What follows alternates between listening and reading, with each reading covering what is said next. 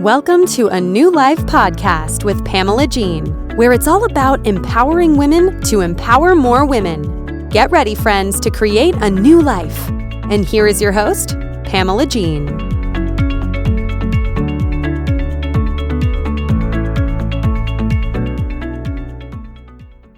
Hello, my friends, and welcome to this week's episode of A New Life podcast. I'm Pamela Jean, your host. Thank you so much for being here, and Happy New Year. Happy New Year to you, 2024. This is the first podcast of the year, and I don't know about you, but I am so excited and ready to be back on a regular schedule. Love Christmas, and I love the holiday season. But I've had way too many Saturdays in a row. I had to ask myself multiple times, what day is it? What do I have to do today?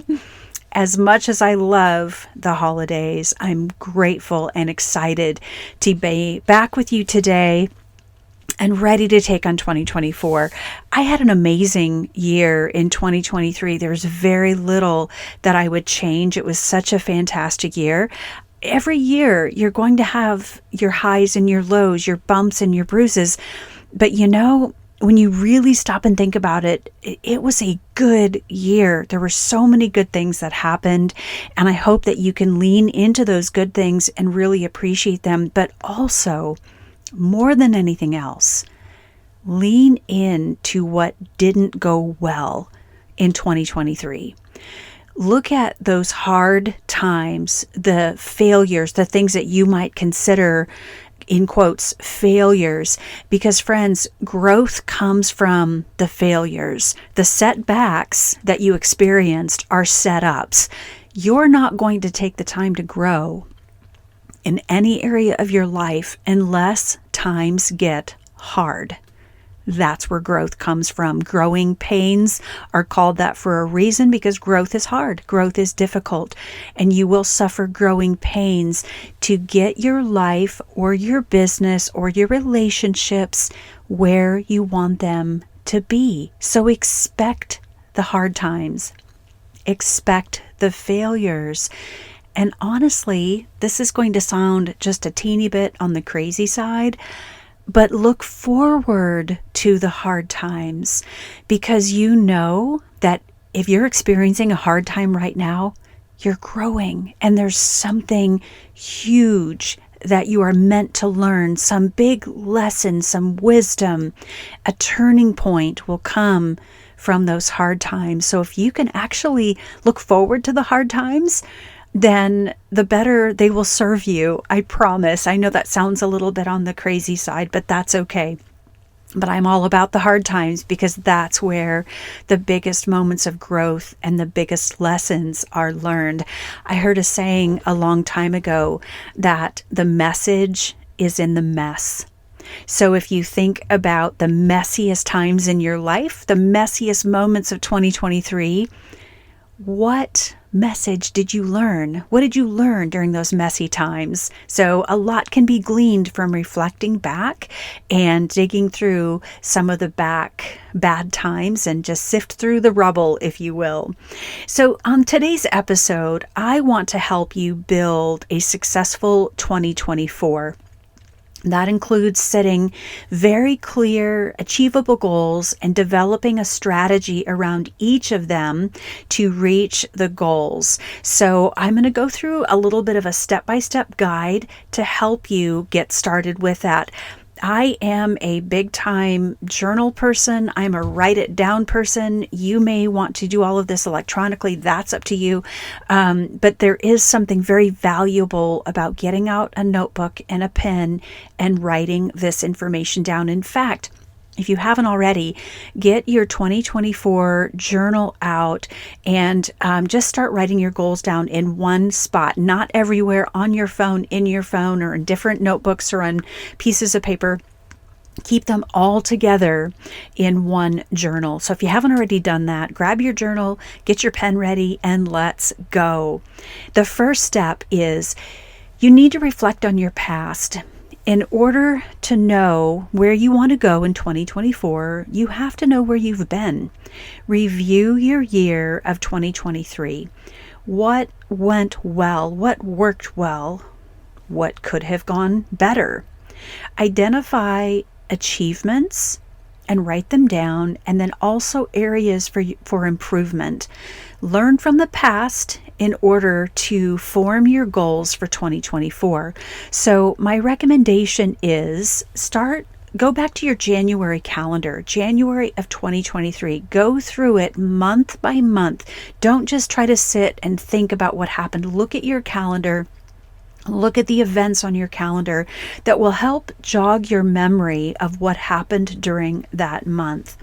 Now, if you're someone who started out January with all of these New Year's resolutions like many people do, and you found yourself by January 10 already aborting and abandoning all of your resolutions, this goal setting is nothing like setting resolutions. Resolutions, I kind of feel like, set you up to fail. You're not going to really follow through on a resolution, but a strategic goal will have some follow through. So write down month by month what went well and what did not go well. And you might look at different areas of your life, not just work or friendships or relationships, but all areas. The 8 pillars that I like you to focus on are financial, spiritual, physical wellness, emotional, environmental, intellectual, emotional, which is kind of wrapped around relationships, and financial. I don't know if I said all 8, but there we go. I don't have any notes. I kind of wing this. So if I missed one, my apologies. So number 1, reflect on your past. You don't know where you want to go until you know where you've been. Number 2, after you have done your reflection, define your vision. Envision where you want to be by the end of 2024. Where do you want to be in your business or your career? Where do you want to be in your relationships? Do you have that relationship that is just off kilter and just not going well, that something needs to change? Where do you want that to change? How do you want that to look differently by the end of the year? Your health and your wellness, your leisure. Create a vivid picture of what your ideal future is. What do you want December 31st of 2024 to look like? Now, I've never done a vision board, but I've heard that that's very effective for some people. Start a vision board if that's something that speaks to you, if that's a way for you to create your vision. Like I told you before, I'm a writer. I'm a write things down kind of a person. I get a journal going and I just write things down. But write down your vision of what you want 2024 to look like. And set smart goals. Be very specific and clearly define what you want to achieve. These goals need to be measurable. You have to establish criteria to track the progress. That's where your journal is going to come in really, really handy to track your progress. And have them be realistic and attainable. Here is just a thought. Some people might say, I want to lose 20 pounds by the end of the year. I want to lose weight. Okay, well, how much weight do you want to lose? Do you want to lose 20 pounds? Do you want to lose 50 pounds? What does that look like for you?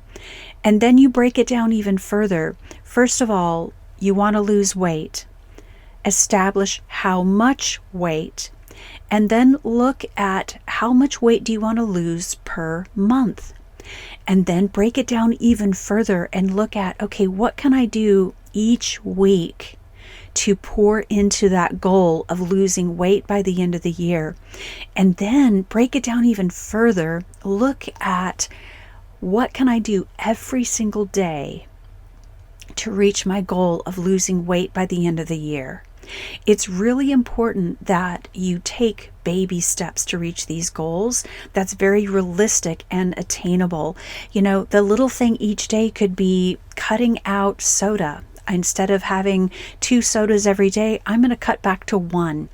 I'm not one that believes in going cold turkey and diving right in, because that's not realistic. You're not going to follow through.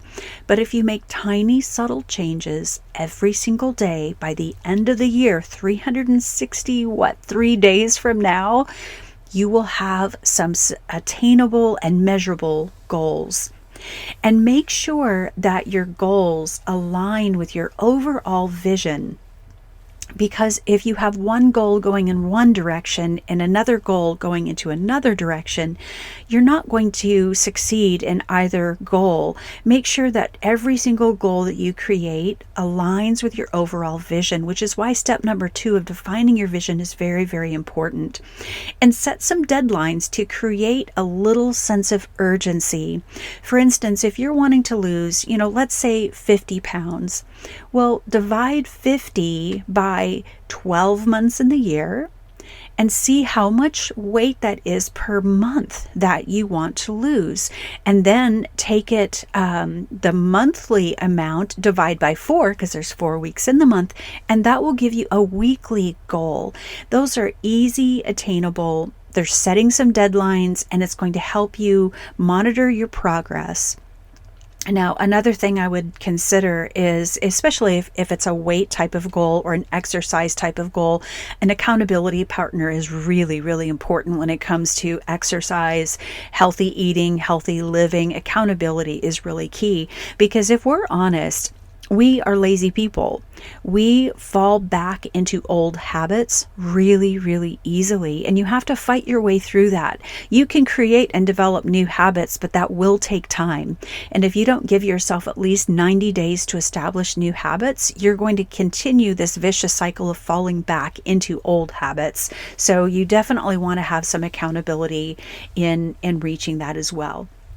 Now, categorize your goals. We talked about that a little bit before, and here are those different pillars. The physical pillar, so physical wellness. Now, that doesn't mean you have to go join a gym and spend all of this money doing that. I'm not an advocate for that. I want you to meet yourself where you're at. First of all, before starting any physical type of goal, consult your doctor. Make sure that you are a healthy human being that should be starting some cardio or starting some exercise. Make sure that your doctor gives you that approval. But you should have a goal in your physical area, your career, your business, spiritual, environmental, social, financial, emotional, and relationship, and then intellectual. The intellectual component, I think we neglect so often because we just get so busy doing what we're doing. We're not stretching our brains. We're not thinking about things that we've never done before. We don't explore new. We just kind of rely on the old.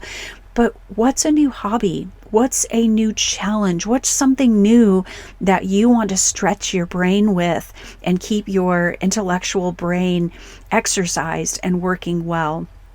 And prioritize each of these categories based on importance and impact. Now, if you're someone whose career and business is going absolute gangbusters and it could not be going any better, do you need to set and focus big goals in that area? That's a question. I don't know. Maybe you do, maybe you don't. But if your career is going crazy, but financially you're struggling, what that tells me is your career and business is making a lot of money, but financially you're blowing it all. You're not saving it. You're not a good steward with your money. You are wasting your money. That would tell me that you need to focus on bigger goals and more stringent goals in the financial area. Or if financially you're doing really, really well and the money is coming in and you're living really well, but your relationships are struggling, well, okay, take the gas off of the pedal for your financial wellness and focus a little bit more energy into the relationships. But reality and human nature is the things that are hard are the things that we're going to avoid. So if you're having a hard time financially, you're probably avoiding that area, but that's the area that requires the biggest goals being set. And if you're really struggling in relationship, your marriage is not well, your friendships are not in a good way, well, don't avoid the relationships. Pour into those relationships. The areas that are the hardest are usually the areas that are kind of gone a little bit crazy, a little wonky in your life. That's where the majority of your energy needs to be shifted. Number 5 is break down your goals into tasks. Divide each goal into smaller, manageable tasks. I always say, how do you eat an elephant? It's one tiny bite at a time. You're not going to attack the big, giant goal and have that be a success. It's little, tiny bites, tiny steps, a little step every single day. And over time, that's when that momentum really, really gets going. And create a timeline with a deadline for each of those tasks. My next tip is to develop an action plan. Outline the specific steps that you're going to take to achieve each task. Don't just say it and breathe it into the universe. You have to have legs behind it. You have to have some weight behind it. So outline the specific steps. For instance, going back to weight loss, what is the one thing you can do every single day that will help you reach that goal of losing weight over the year's time?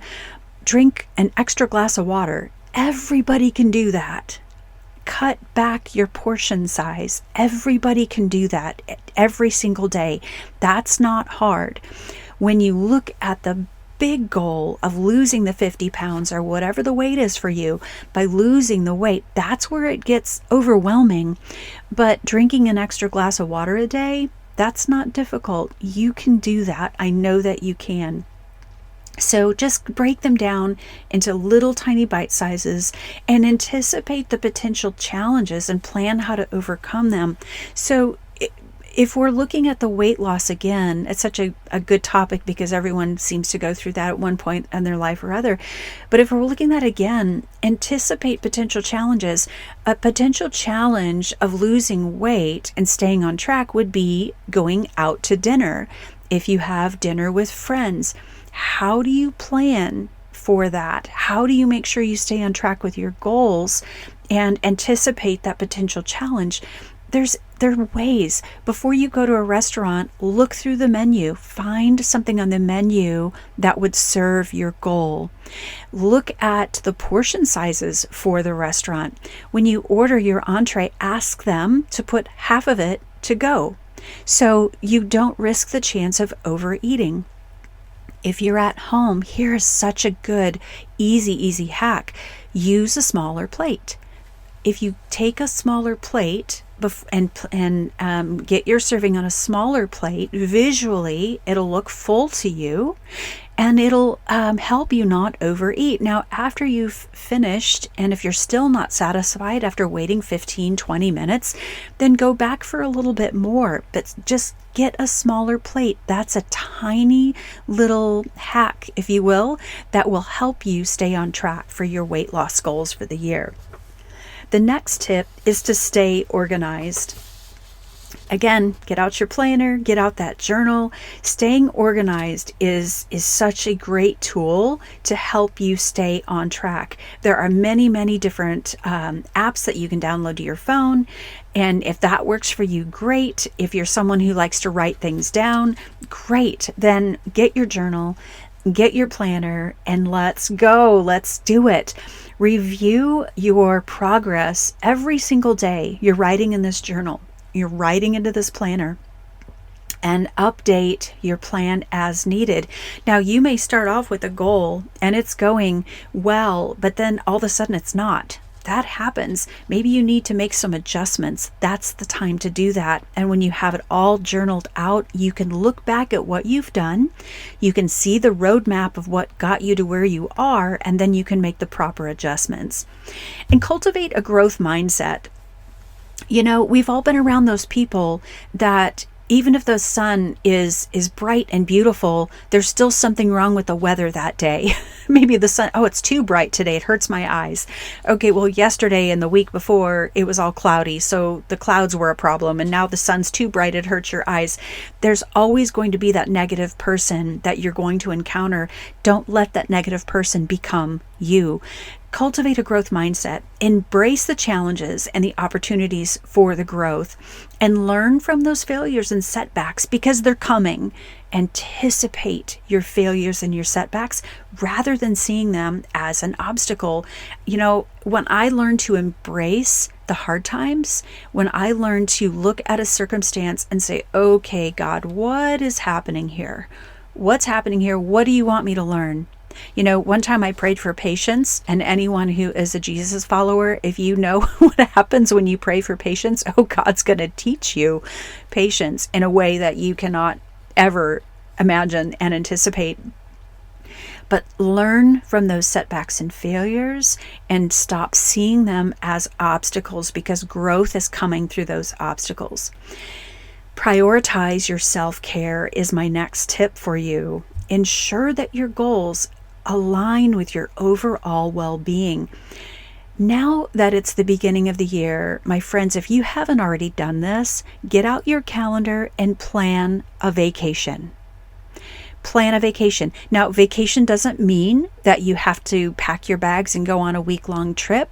Maybe it's a staycation. Maybe financially you're not able to do that. That's okay. But schedule time off with the people you love most.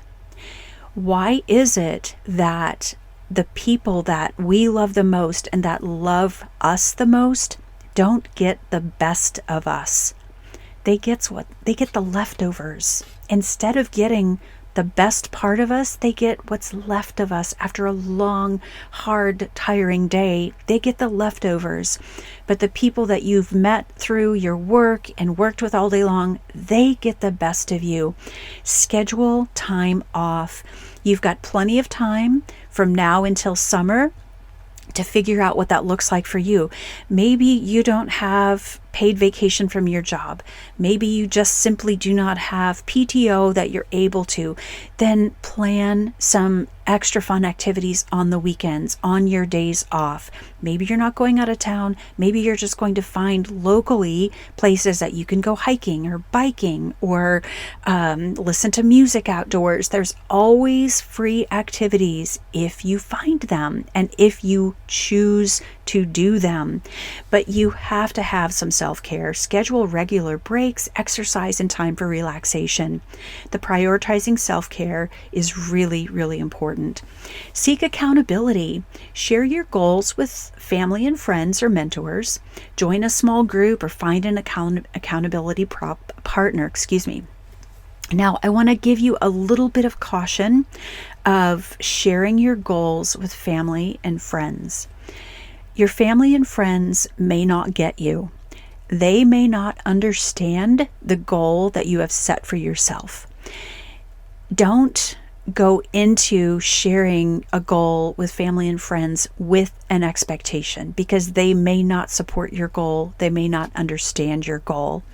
Oftentimes, when someone has something bad to say about your goal or doesn't understand it, it is speaking from their own area of insecurity. So if you shared with a family member that I want to lose 50 pounds by the end of the year, they might look at you and say, why would you want to lose 50 pounds? You don't need to lose 50 pounds. I think you look great just the way you are. That might be a response from someone.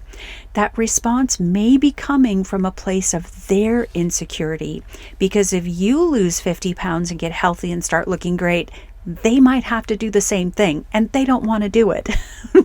So if you choose to share your goals with family and friends, and I'm kind of on the fence with that, it depends on who you're sharing it with, go into that with no expectation, because some will get you and support you and some will not. And that is okay.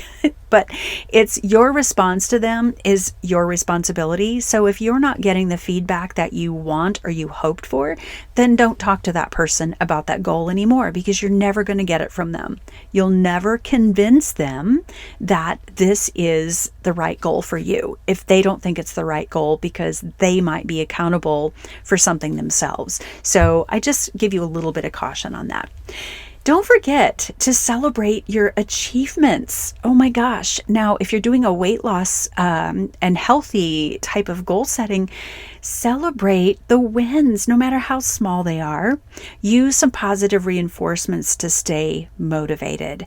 And that is going to look differently from every person that sets the goals. Regularly review and adjust.